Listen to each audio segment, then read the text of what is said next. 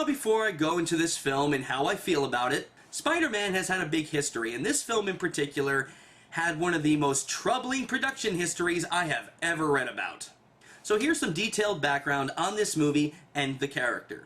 Stan Lee first created Spider-Man in 1962, with the character first appearing in Amazing Fantasy number 15. And if you actually have a copy of this comic in your possession, I think I speak for every fan in the universe when I say, congratulations, you lucky son of a bitch! However, being that the character was created long before Stan Lee was a household name, he had to receive the approval of his editor-in-chief at the time, Martin Goodman, who was incredibly skeptical in the matter, using terms like, "People hate spiders, heroes don't have problems, teenagers can only be sidekicks." Well, I certainly hope Mr. Goodman wasn't in the stock market. When the returns came back for Amazing Fantasy number 15, Goodman discovered that it was one of their highest-selling comics to date, and immediately put a solo ongoing comic series for the character into production, which we all know now as The Amazing Spider-Man. The Amazing Spider-Man number 1 was released in March of 1963 and gained an immediate following, becoming Marvel's top-selling series almost overnight. So years later, when properties like The Incredible Hulk and Wonder Woman hit it big on the small screen, they decided it was time to bring Spider-Man to the same source with veteran TV director E.W. Swackhammer, God I fucking wish, attached to helm the made-for-TV film that would serve as the series' pilot episode. And as we all know, no series based on any comic book property can do any wrong. Seriously, is anyone still watching this crap? If you are, watch this instead. You'll thank me later. Unfortunately, the made-for-TV film was actually a success, leading to 2 seasons of a series whose ratings declined with each episode. Yeah! Sound fucking familiar? I don't care if Bill Paxton's on it now, the show still sucks! You can polish a turd all you want, it's still a turd! Speaking of turds, the show suffered huge backlash from fans who complained about the lack of characters from the comics. In fact, the only characters from the comics who ever made it in were Peter Parker, J. Jonah Jameson, and Aunt May, the latter of which was played by a different actress in each episode. The show was not successful as a whole, and even garnered hatred from creator Stan Lee, who called it, quote, too juvenile. After that, the character rights were passed around forever, before it eventually ended up in the hands of Cannon and Golan and Globus. You know, the schmucks who made Superman 4? Oh goody, thank God that never fucking happened. Apparently, they were so disinterested in the actual origins of the character that their plan was to have Peter Parker be a world-renowned scientist who turns himself into a giant mutated spider with plans for world domination. Think about that. That's just dumb. Obviously, Stan Lee told them in not so many words to go fuck themselves and ordered a rewrite, which had Peter Parker fighting Doc Ock. At one point, they even wanted then up-and-coming actor Tom Cruise to play Peter Parker, Stan the Man Lee himself to play J. Jonah Jameson, and Bob Hoskins to play Octavius. Okay, I'll admit the latters would have been awesome, but I can't really see Tom Cruise playing an awkward nerd.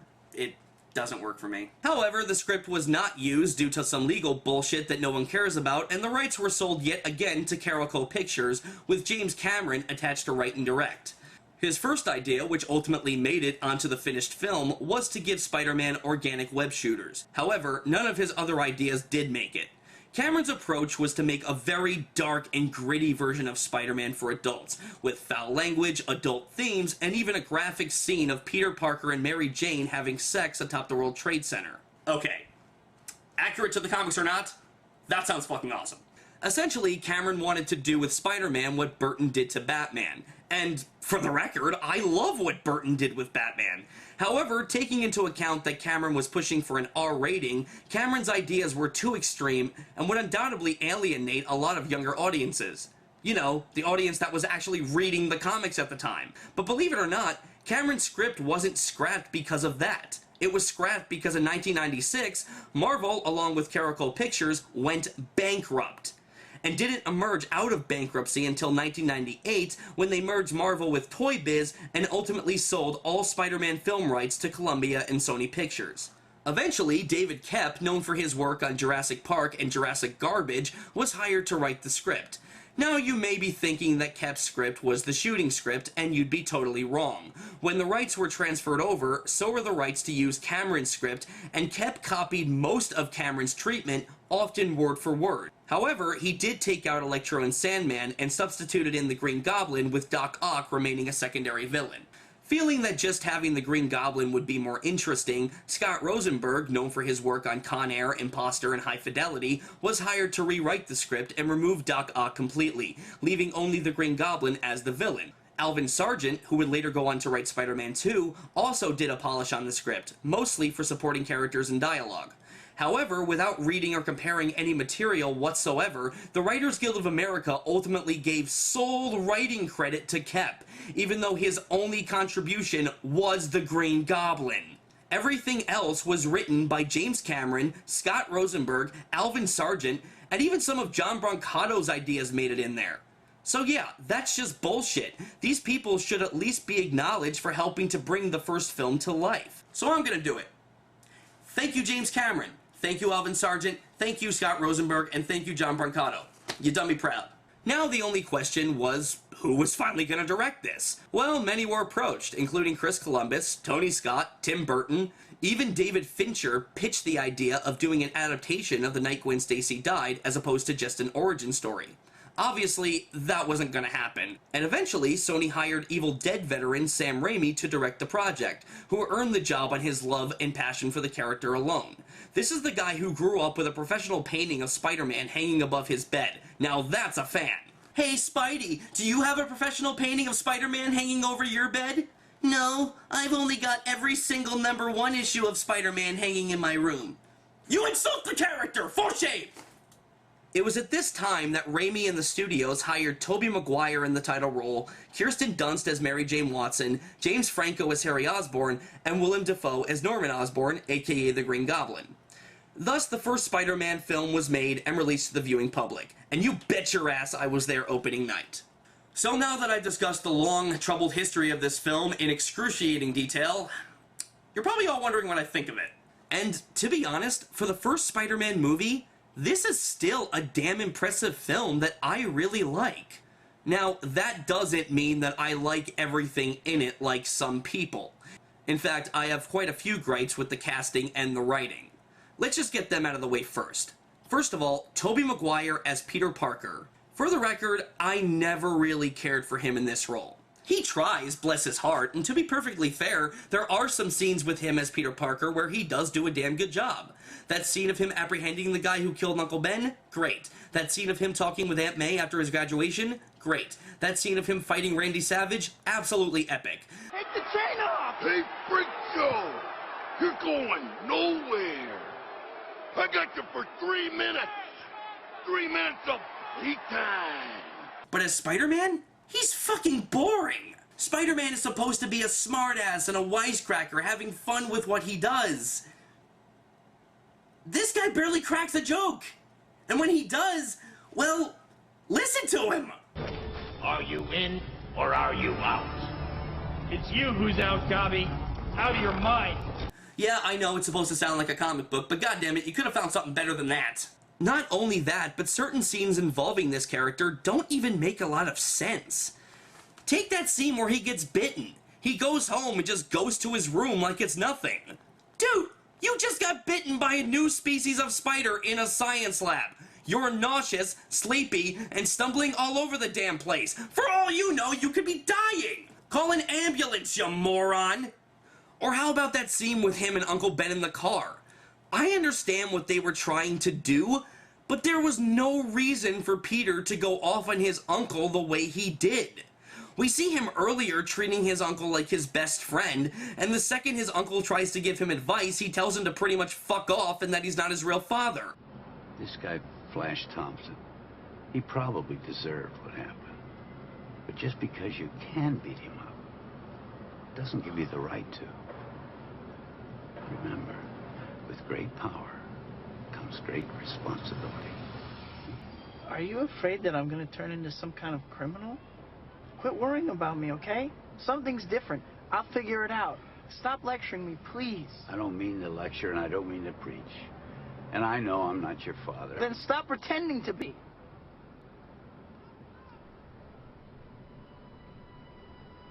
Right.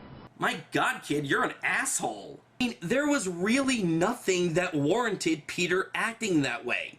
This is something I felt was handled a lot better in the reboot, but we'll get to that when we get to that. Overall, I have a lot of respect for Tobey Maguire for taking on this beloved role, but I don't think he was the right choice for it. My second problem is Kirsten Dunst as Mary Jane Watson. Let's just take away the fact that I don't think she's a good actress. At all. She's gorgeous, but her deliveries are not only lifeless half the time, but often cheesy. And the other half of the time, all she's doing is screaming! They took Mary Jane, a woman Peter met on a blind date in the comics, and turned her into the girl next door, in an attempt to make Peter even more relatable. And to be fair, Ultimate Spider-Man did something very similar to this, with Mary Jane being Peter's first love interest. Hell, they even wear the same shirt. Personally, I don't think it was done badly, but it could have been done so much better if they had just used the character of Gwen Stacy for the movie. Mary Jane is known as the love of Peter's life. But not only did Gwen come before Mary Jane in the amazing continuity, she's also, in my opinion, a much more interesting character. In all incarnations of the comics, Gwen is more interesting than Mary Jane. So it's just baffling to me why they went with Mary Jane instead of Gwen, especially if they wanted to do the bridge scene at the end. Yeah, that scene where the Goblin drops her is taken out of the issue the night Gwen Stacy died. You could have had something a lot more powerful, ballsy, and accurate to the comics if you had just had Goblin drop Gwen, resulting in her death. Again, I don't think the stuff with Mary Jane was written badly. In fact, some of it is done extraordinarily well, despite a lifeless performance by Kirsten Dunst. But in retrospect, this could have not only been better with Gwen Stacy, but a lot more meaningful. My last issue with this film is the Green Goblin. And truth be told, I don't particularly care for this character. Before you all start chucking your laptops against a wall, hear me out. Despite the fact that the Green Goblin in this film looks like a damn villain you'd see in an everyday episode of Power Rangers, Willem Dafoe was the perfect Norman Osborn, and he plays the duality of Norman and the Goblin perfectly. I will go as far as to say he has the second best performance in the movie. The board members. You killed them. We killed them. We? Remember your little accident in the laboratory? Performance enhancers. Bingo. Me, your greatest creation. I have no gripes with the way he played the character. I have gripes with the way the character was written. He doesn't want anything. The only want he has in this movie is to save his company from going under. But he solves that problem by killing the general and the board members early on in the film. So what does he want? Nothing. He has no real goal. Now, if they had played with that idea and had him killing the board members one by one throughout the movie, that would have been fine. That would have given the Goblin a clear goal and motivation throughout the entire film. But that doesn't happen. He tries to recruit Spider-Man at one point in this movie, but recruit him for fucking what? He doesn't have a plan. I guess he just wanted people to hoist him on their shoulders or something, but that's not motivation. That's not a plan. That's just the standard random, I'm crazy, so I'm gonna do crazy things bullshit. I'm sorry, they completely dropped the ball when it came to this character, and the only thing that we can salvage out of it is Willem Dafoe's performance. But because the Goblin has no real goals, or a master plan, other than to attack Spider-Man and those he loves for fuck all reasons, the Goblin never comes off as a legitimate threat. That is not good. Now, I found Willem Dafoe to be very threatening as Norman Osborn. His face alone is frightening. I mean, look at the scene where he's creeping on Mary Jane. Oh, that's weird. I didn't know he was here.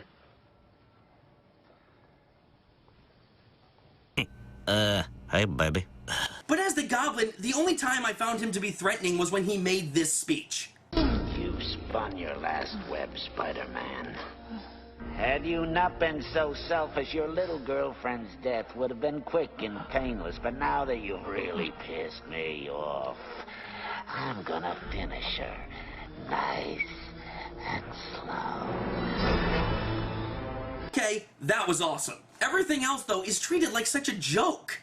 Tell me you didn't laugh your balls off at this scene. I dare ya. I double dare ya, motherfucker.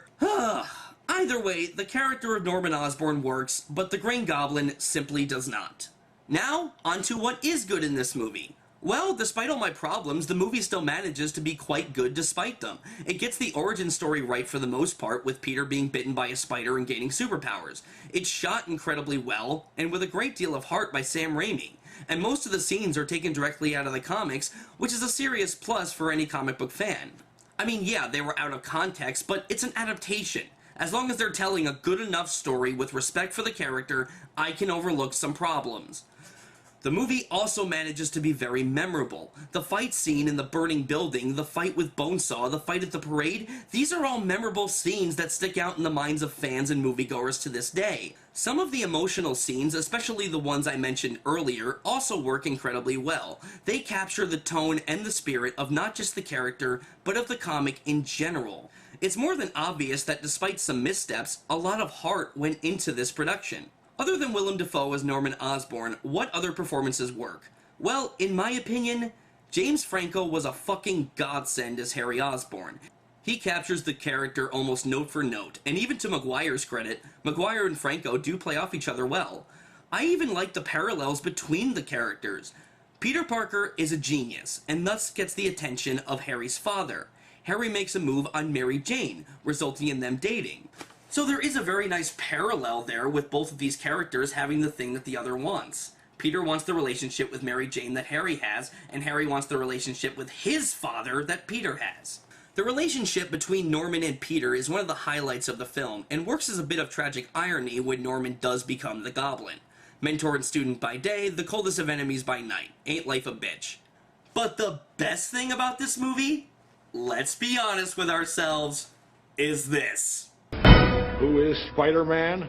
He's a criminal, that's who he is. A vigilante. A public menace. What's he doing on my front page? Mr. Jameson, your wife is on line 1. She needs to know if you... Mr. Jameson, there's a page 6 problem. We have a page 1 problem. Shut up. Right. Well, he's news. If they're really important clients, they can't wait. They're about to. She just needs to know if you want the chintz or the chenille in the dining room. Whichever one's cheaper. 3/4 the same. We sold out 4 printings. Sold out? Every copy. Tomorrow morning, Spider-Man, page 1 with a decent picture this time. Move Conway to page 7. There's a problem with page 7. And make it page 8 and give him 10% off. Okay. And make it 5%. That can't be done. Get out of here! Problem is, we don't have a decent picture. Eddie's been on it for weeks. We can barely get a glimpse of him. Oh, what is he, shy? If we can get a picture of Julia Roberts in a thong, we can certainly get a picture of this weirdo. Put an ad on the front page. Cash money for a picture of Spider-Man. He doesn't want to be famous, and I'll make him infamous. Oh my god, J.K. Simmons gives the best performance in the entire trilogy as J. Jonah Jameson. He captures this character so damn well. It is impossible for me to see anyone else playing him in the future. He is scary, he is intimidating, he's sarcastic, and shit your pants funny. This is one of the best performances in any comic book film. I mean, it's top 3 for me. Funny enough, J.K. Simmons has actually expressed interest in playing the character again in the reboot series, simply because he loves playing that character. Sony, make it happen! Make it happen now! We all need more J.K. Simmons in our lives! Anybody care about what I want? I do. Shut up. Get out. Cliff Robertson and Rosemary Harris do good jobs as Uncle Ben and Aunt May and serve their roles pretty well. If I have any problem, it's that I don't feel there was enough time with Peter and Uncle Ben together. Their love for each other is essentially told to us through exposition by Aunt May instead of truly being shown to us. We get a couple quick lines between them in that scene in the car with Peter being an absolute asshat, but that was about it. It wasn't done badly, but it wasn't that memorable either. Again, done better in the reboot, but we'll get to that when we get to that. Overall, for Spidey's first long-awaited big screen outing, this movie really holds up despite its problems. In fact, watching it again, it's better than I remember it. While I may not have liked the 2 leads in the film, I can say that this film was directed with so much heart and appreciation for Spider-Man's mythos that it is impossible for me not to truly enjoy it. Could it have been better? Absolutely. But in retrospect, it could have also been a lot worse, especially given the film's long troubled history. For what we got a damn good movie. If you haven't seen it, or even haven't seen it in a while, I recommend picking up a copy and revisiting all the fun web-slinging action of Spider-Man.